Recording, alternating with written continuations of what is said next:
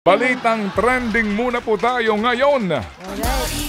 Ito na ating mga trending balita ngayong Tuesday morning. Ang mga artwork na ito, dambuhala man sa laki, maliit naman ang impact sa kalikasan.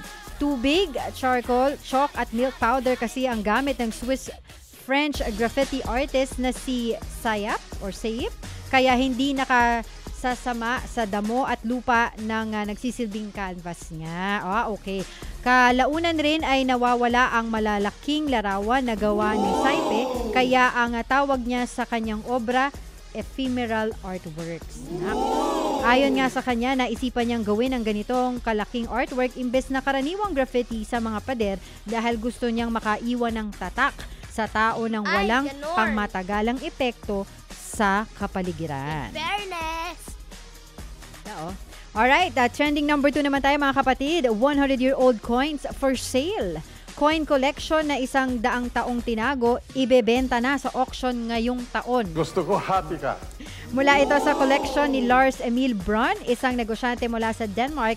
Kilala rin si Braun bilang numismatist o coin collector. At noong kapanahunan po niya, siya lamang naman daw ang may pinakamalaking koleksyon ng coins at medals mula sa mga bansang Great Britain, Norway, Denmark at Sweden.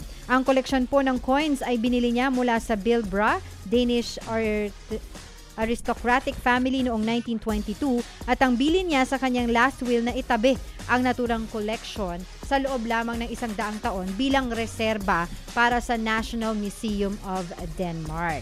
At 100 years na nga mula ng pagkamatay ni Braun, up for auction na ang aabot sa 20,000 coins. Sa taya ng Stax Bowers Auction House, may halagang $72.5 million o 4.4 billion pesos ang buong koleksyon. Nauna na pong binili ng Danish National Museum ang 7 coins mula sa koleksyon. At ang 6 na gold at 1 silver naman na coin ay nabili sa halagang 1 million euros o higit sa 63.2 million pesos. Excellent. Ang ibang coins naman po ay mabibili sa halagang $50 hanggang $1 million kada isa. At yan po ang ating mga balitang trending ngayon. Ted Filon at DJ Chacha ngayon nasa Radyo 5 92.3 News FM Monday to Friday 6 to 10 a.m.